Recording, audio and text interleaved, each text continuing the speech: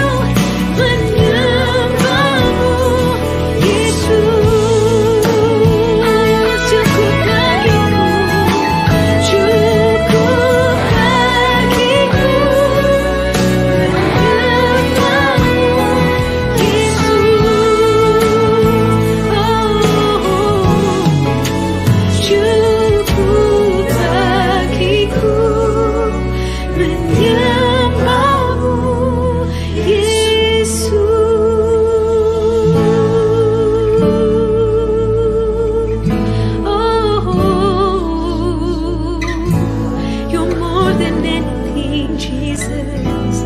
Oh, Yararamashanayana. Oh, Yaralabashanayaralaba, Yaralaba. Kami hanya mau terus menyembah-Mu ya Tuhan Yesus. Ku sembahkan, ku sembahkan, tak dapat ku membalas ya Tuhan. Ku sembahkan, ku sembahkan Bapa. Ku rindu selalu menyenangkan. Ku sembahkan,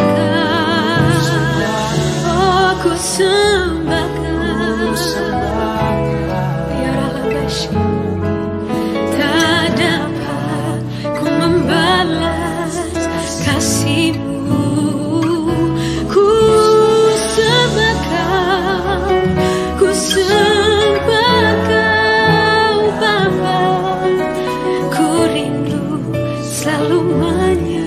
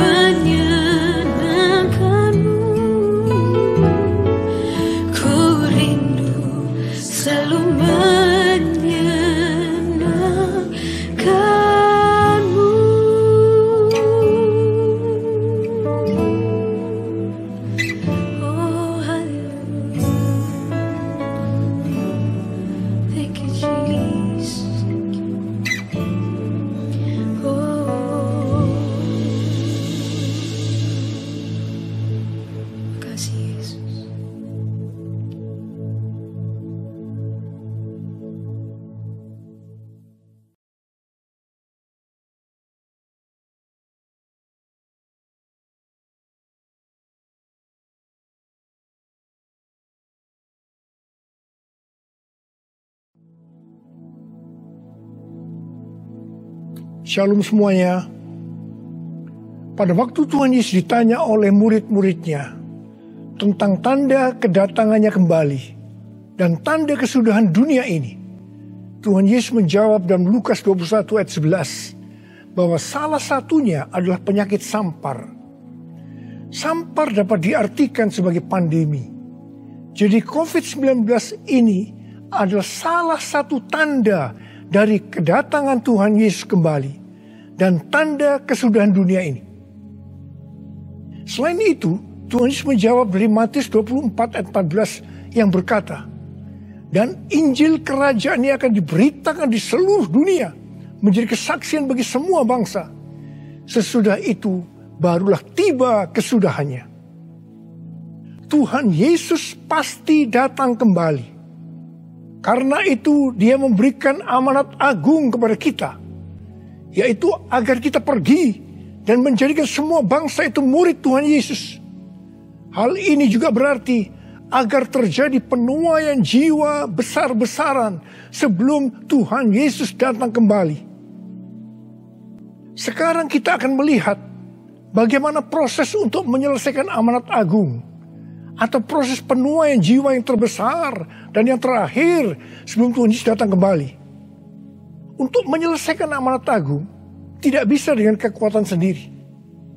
Karena itu pesan terakhir Tuhan Yesus sebelum naik ke sorga kepada murid-muridnya, yang juga berarti kepada kita semua dalam Kisah Para Rasul 1 ayat 8, yaitu tetapi kamu akan menerima kuasa kalau Roh Kudus turun ke atas kamu, dan kamu akan menjadi saksiku di Yerusalem, dan di seluruh Yudea, dan Samaria, dan sampai ke ujung bumi.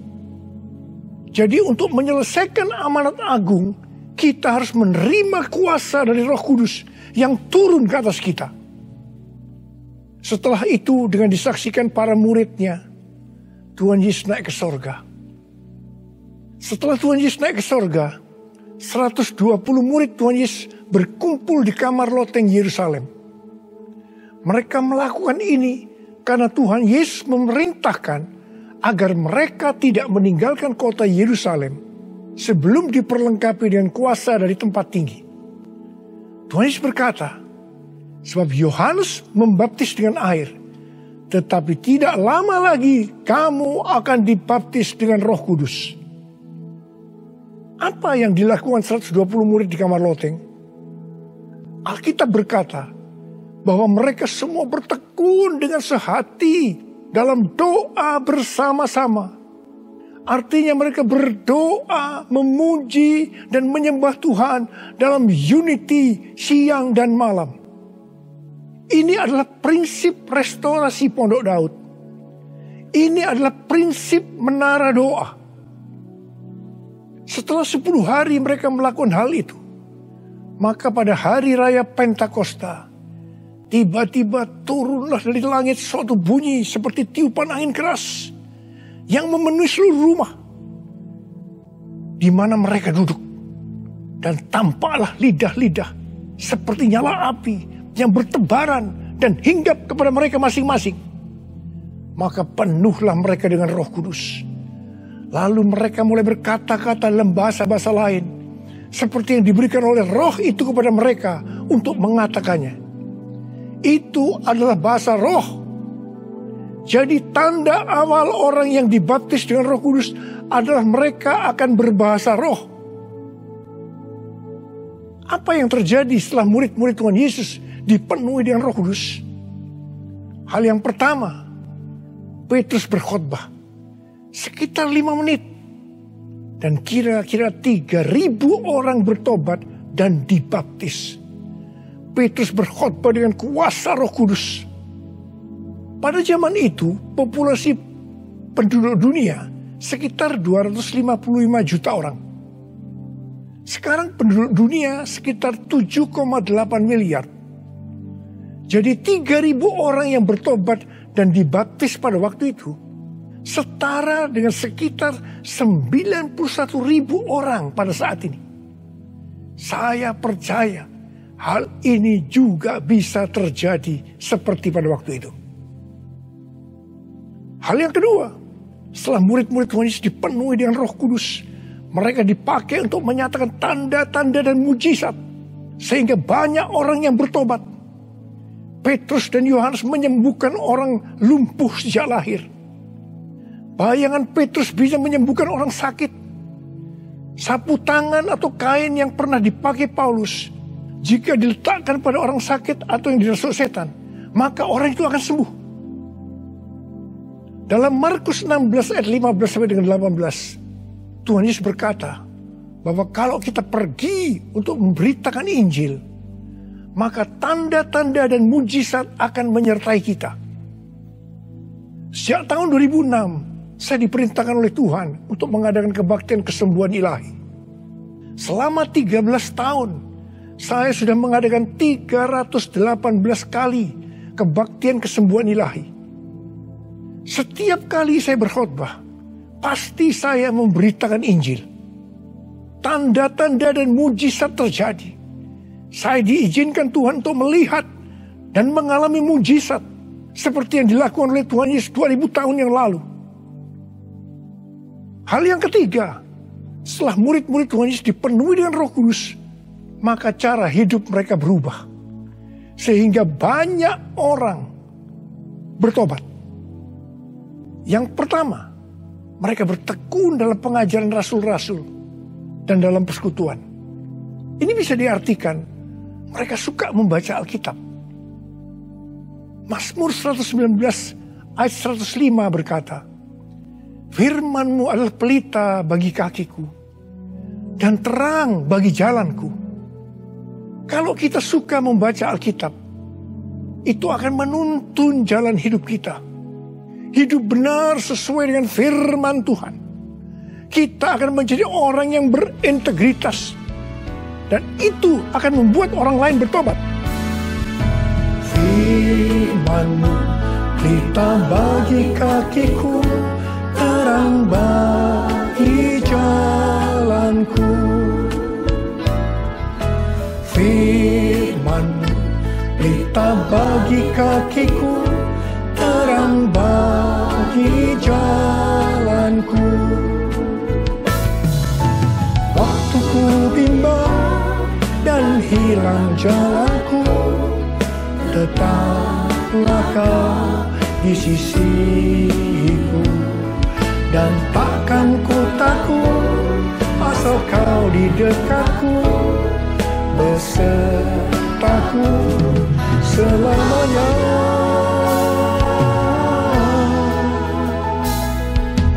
Firman pelita bagi kakiku, terang bagi jalanku, terang bagi jalanku, terang bagi jalanku.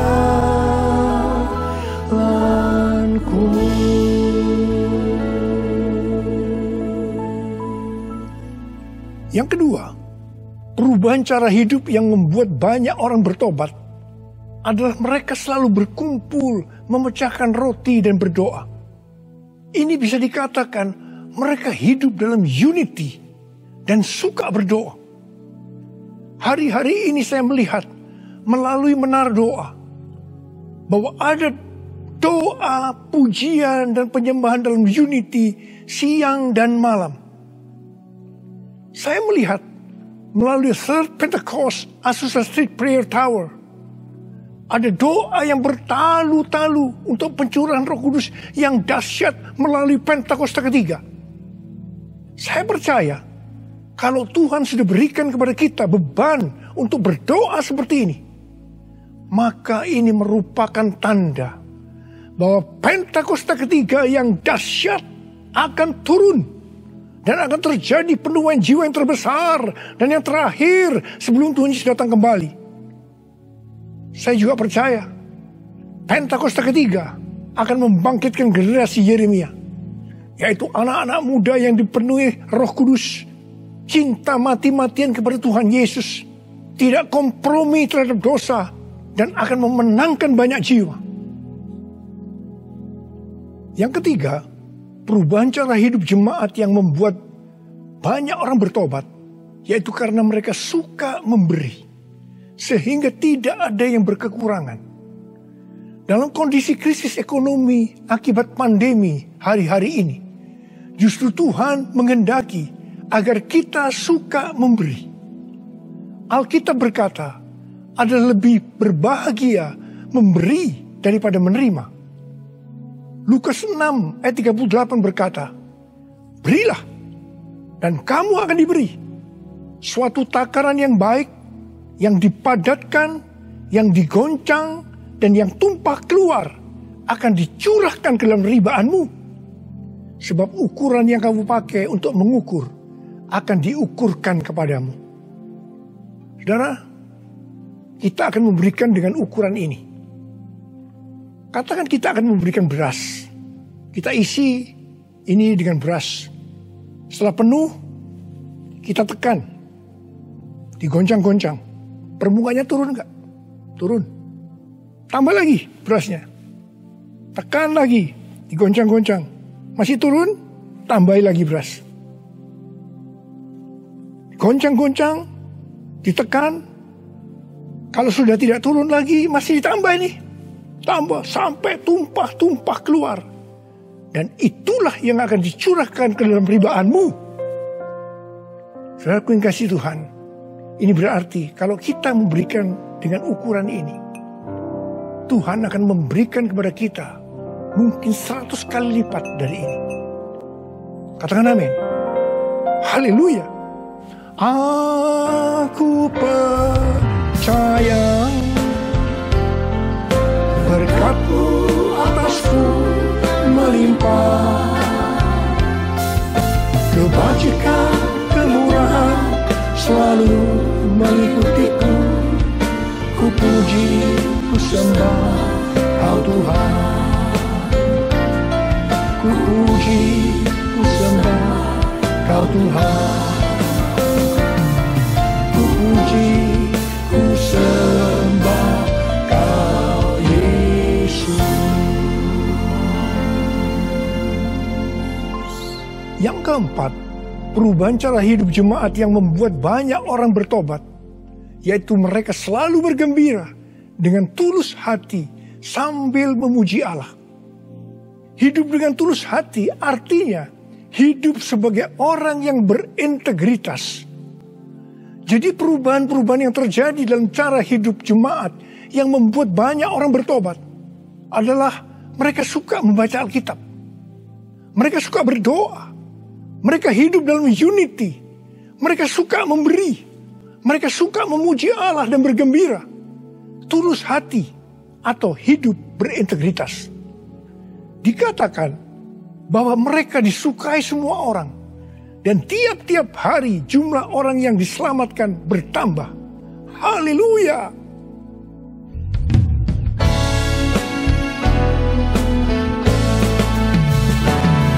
Sembah Kau Tuhan, ku mengangkat tanganku. Selamanya Kau ajaib bagiku. Ku sembah Kau Tuhan, ku mengangkat wajahku. Selamanya Kau hebat bagiku. Haleluya,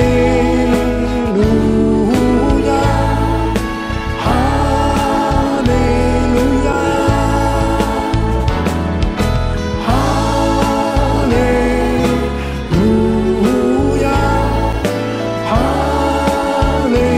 haleluya,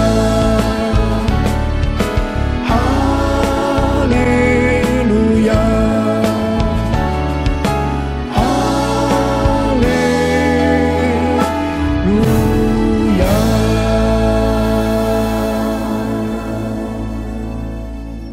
Saya percaya mereka menganggap bahwa pola penuaian jiwa hanya seperti itu.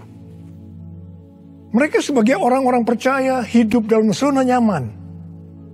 Mereka biasa berkumpul dalam unity sambil membaca Alkitab, berdoa dan memuji Tuhan dengan sukacita.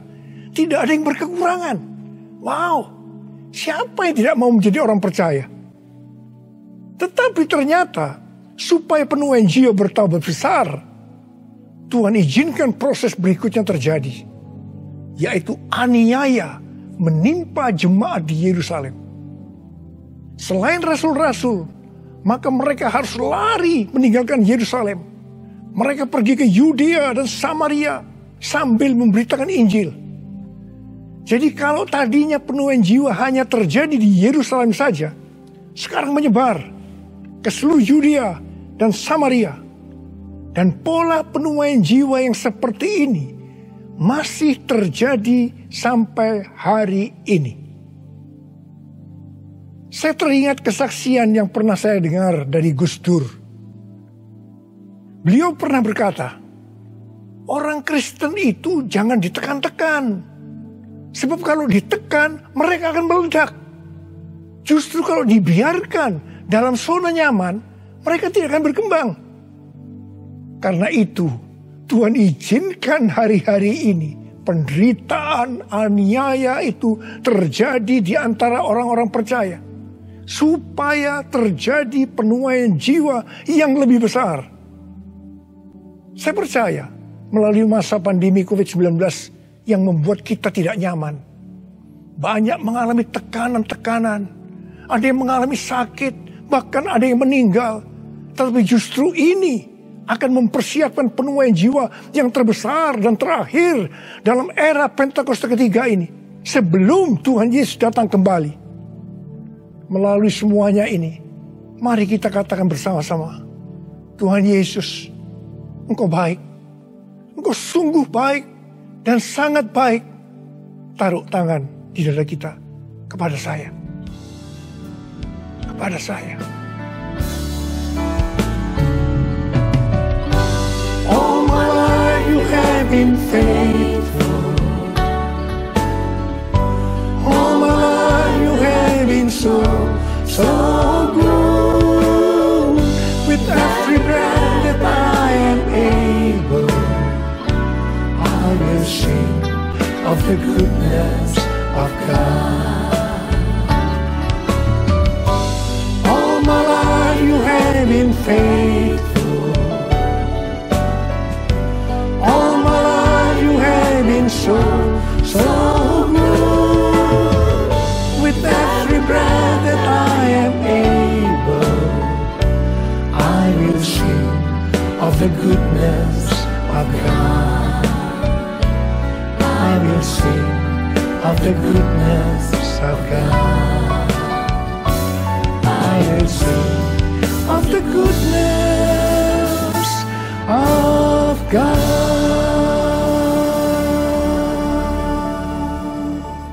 Ternyata pola penuaian yang terjadi di atas belum menyelesaikan rencana Tuhan. Karena selain penuaian jiwa harus terjadi di Yerusalem, di seluruh Yudea dan Samaria, tetapi juga harus sampai ke ujung bumi. Tuhan mempunyai cara untuk membuat penuaian jiwa itu sampai ke ujung bumi, yaitu dengan terjadinya perubahan paradigma dalam pelayanan. Selama ini, pengertian tentang keselamatan hanya untuk orang-orang Yahudi saja. Tetapi melalui peristiwa Kornelius, di mana Petrus diutus oleh Tuhan untuk mendatangi Kornelius yang bukan orang Yahudi, untuk memberitakan jalan keselamatan, akhirnya mereka mengerti bahwa ternyata keselamatan bukan hanya untuk orang Yahudi saja, tetapi untuk semua bangsa. Dan ini mengakibatkan terjadinya penuaian jiwa besar-besaran. Haleluya. Jadi, mereka tidak hanya mengabarkan Injil di Yerusalem, Yudea, dan Samaria saja. Tapi sekarang mereka, termasuk kita juga, pergi ke seluruh dunia. Proses perubahan paradigma dalam pelayanan itu tidak mudah. Petrus harus diyakinkan oleh Tuhan. Kalau Tuhan berkata halal, jangan kamu berkata haram. Orang-orang yang bukan Yahudi adalah haram di mata orang Yahudi. Proses itu masih terus berlanjut untuk memberikan pengertian kepada orang-orang Yahudi, golongan bersunat dan juga orang-orang Farisi yang sudah bertobat, di mana mereka berpendapat bahwa orang yang bukan Yahudi yang percaya kepada Tuhan Yesus harus disunat dan diwajibkan mengikuti hukum-hukum Musa. Tetapi melalui sidang di Yerusalem, akhirnya mereka mengerti dan bisa menerima bahwa keselamatan bukan hanya untuk orang-orang Yahudi saja, tapi untuk semua bangsa.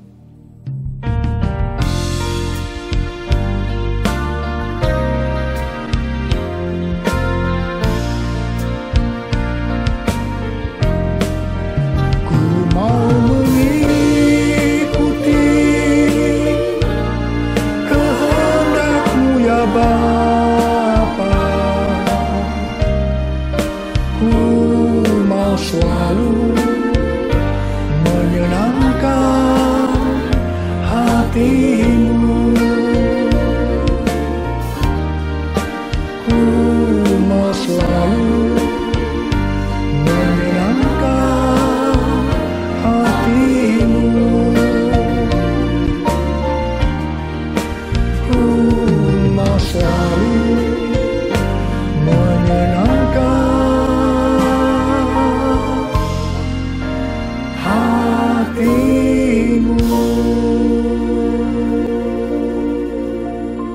pada waktu awal pelayanan saya pernah mengalami apa yang disebut dengan perubahan paradigma dalam pelayanan. Jadi pengertian orang-orang Kristen pada waktu itu adalah kalau beribadah hari Minggu harus di gedung gereja. Ibadah di tempat-tempat selain gedung gereja dianggap haram. Pengalaman gereja kita di Bandung bisa saya katakan sebagai pengalaman yang unik. Pernah dalam kurun waktu 1 tahun, setiap minggu kita harus pindah tempat ibadah. Dan setelah berjalan 1 tahun, kita tidak mendapat tempat kebaktian lagi. Kecuali satu, yaitu sebuah nightclub yang bernama Paramount. Ini pasti tempat haram. Tapi justru Tuhan hanya sediakan tempat ini. Dan Tuhan hanya berkata kepada saya, apa yang aku katakan halal, jangan kamu berkata haram. Di tengah kecaman yang cukup banyak, kita berbakti di tempat itu justru sampai 3 tahun. Dan melalui tempat yang haram tadi, kita menuai jiwa-jiwa yang dianggap haram juga. Mereka yang tadinya mau ke nightclub, istilah mereka kesasar ke gereja dan bertobat. Tidak sedikit dari mereka yang sekarang ini menjadi pelayan Tuhan. Wow! Melalui peristiwa ini, kita diberikan pengertian bahwa bagi Tuhan tidak masalah tempat yang akan kita pakai untuk beribadah. Meskipun itu bukan gedung gereja. Dan mungkin di tempat yang haram. Kalau kita tidak peka terhadap kehendak Tuhan, tempat kebaktian untuk jiwa-jiwa yang bertobat pada waktu itu tidak akan mencukupi kalau hanya di gedung gereja saja. Karena waktu itu sedang terjadi penuaian jiwa yang besar di Indonesia. Selain itu, orang-orang yang mau ke gereja untuk pertama kali, karena bukan di gedung gereja, menjadi lebih mudah. Jadi itu cara Tuhan untuk terjadinya penuaian jiwa besar-besaran. Hari-hari ini, untuk memasuki penuaian jiwa yang terbesar dan terakhir, Tuhan mencurahkan Roh Kudus-Nya yang kita sebutkan dengan Pentakosta ketiga. Saya percaya Pentakosta ketiga bisa disebutkan sebagai perubahan paradigma dalam pelayanan. Terus terang, sampai dengan hari ini, banyak orang-orang yang belum mengerti tentang Pentakosta ketiga ini. Memang tidak mudah untuk mengerti tentang perubahan paradigma dalam pelayanan. Tetapi saya percaya bahwa pada akhirnya kita semua akan melihat bahwa dengan adanya Pentakosta ketiga ini akan terjadi penuaian jiwa yang terbesar dan yang terakhir sebelum Tuhan Yesus datang kembali. Hosana, Hosana di tempat yang tinggi.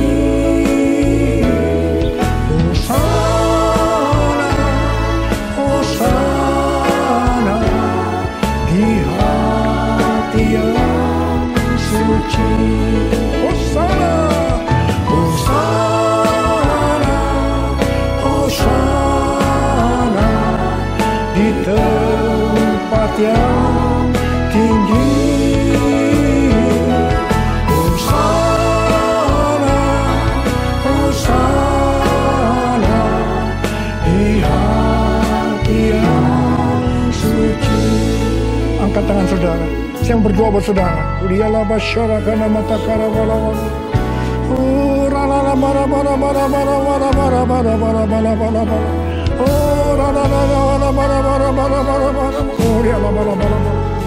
Oh Tuhan, hamba berdoa buat umat-Mu ya Tuhan. Hamba berdoa biarlah mereka boleh mengerti tentang perubahan paradigma hari-hari ini Tuhan melalui Pentakosta ketiga. Bapa, pakai kami semua ya Tuhan menjadi alat-Mu Tuhan, menjadi alat-Mu untuk menyelesaikan amanat agung Tuhan Yesus, untuk menyelesaikan amanat agung Tuhan Yesus, untuk menyelesaikan amanat agung Tuhan Yesus. Tuhan, curahkan pengurapan-Mu saat ini kepada kami. Terima pengurapan Tuhan. Terima.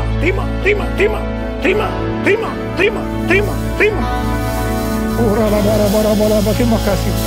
Terima kasih. Dalam nama Yesus. Dalam nama Yesus. Dalam nama Yesus. Amin. Mari saudara-saudara, kita akan masuk dalam perjamuan kudus. Kita akan mengingat ayat ini. Sebab setiap kali kamu makan roti ini dan minum cawan ini, kamu memberitakan kematian Tuhan sampai Ia datang. Perjamuan kudus adalah perjamuan Tuhan Yesus sendiri. Setiap kali kita masuk dalam perjamuan kudus, Tuhan Yesus selalu berkata, biarlah ini menjadi peringatan akan daku. Karena itu, mari arahkan hati dan pikiran kita kepada kebaikan Tuhan. Mari kita tundukkan kepala. Tuhan Yesus, ya Bapa, siapakah kami sebelum kami mengenal Engkau? Kami semua orang berdosa, upah dosa adalah maut, mati. Tapi Engkau yang tidak berdosa telah dijadikan dosa oleh karena kami. Engkau harus turun dari sorga mulia, mati ganti kami dengan penderitaan yang luar biasa. Sungguh kalau kami pikirkan betapa baiknya Engkau Tuhan, Betapa baiknya Engkau ya Aba. Engkau jadikan kami sebagai anak-anak-Mu. Engkau yang memberkati, Engkau menuntun, Engkau membela, Engkau melindungi, Engkau menyembuhkan kami. Engkau juga menegur kalau kami salah. Itu Engkau ya Aba. Itu Engkau ya Aba. Betapa baiknya Engkau itu. Saudara, Tuhan akan memberkati saudara dan saya melalui perjamuan kudus. Dan Tuhan berkata, kita harus makan dan minum dengan cara yang benar. Karena itu masing-masing sekarang berdoa. Introspeksi. Lihat keadaan dirimu masing-masing sebelum kita makan dan minum perjamuan kudus ini. Lihat. Kalau saudara diingatkan ada dosa yang selama ini belum diselesaikan dengan Tuhan. Mari katakan, ampuni saya Tuhan. Ampuni saya. Ampuni saya Tuhan. Katakan, ampuni, ampuni. Ampuni. Ampuni kami Tuhan. Ampuni kami. Ampuni hamba-Mu. Ampuni kami semua. Bapak, terima kasih. Kau melihat anak-anak-Mu sedang meminta ampun padamu. Layakkan kami untuk masuk dalam perjamuan kudus ya Aba. Terima kasih. Dalam nama Yesus kami berdoa. Amin. Sekarang mari kita masuk dalam perjamuan kudus dengan mengangkat tangan kita dengan roti di tangan kanan kita tinggi-tinggi. Sebab apa yang telah kuteruskan kepadamu telah aku terima dari Tuhan. Itu bahwa Tuhan Yesus pada malam waktu ia diserahkan mengambil roti. Dan sesudah itu mengucap syukur atasnya. Yang memecah-mecahkannya. Dan berkata, inilah tubuhku yang diserahkan bagi kamu. Perbuatlah yang menjadi peringatan akan aku. Sudah dikasih Tuhan. Bukankah roti yang kita pecah-pecahkan ini adalah persekutuan kita dengan tubuh Kristus. Mari kita makan dalam nama Yesus.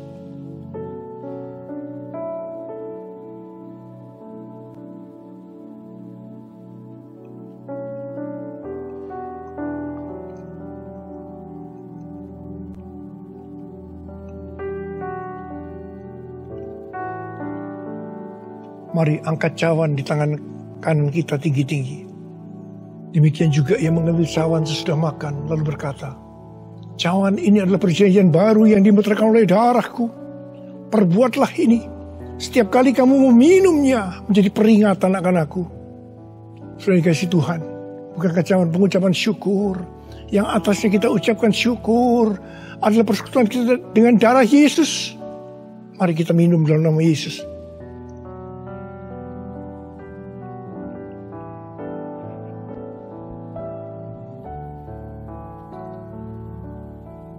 Mari angkat tangan kita, ucapan syukur dengan suara, jangan diam. Katakan, terima kasih ya Tuhan. Terima kasih ya Tuhan, makasih.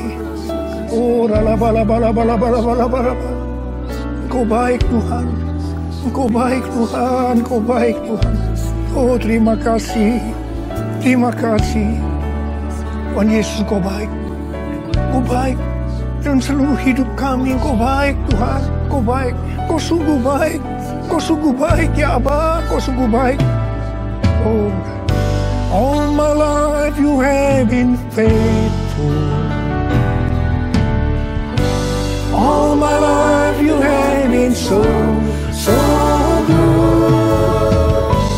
With every breath that I am able, I will sing of the goodness of God. All my life you have been faithful. All my life you have been so good. With every breath that I am able, I will sing of the goodness of God.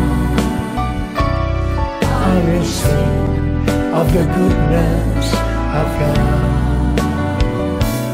I will sing of the goodness of God.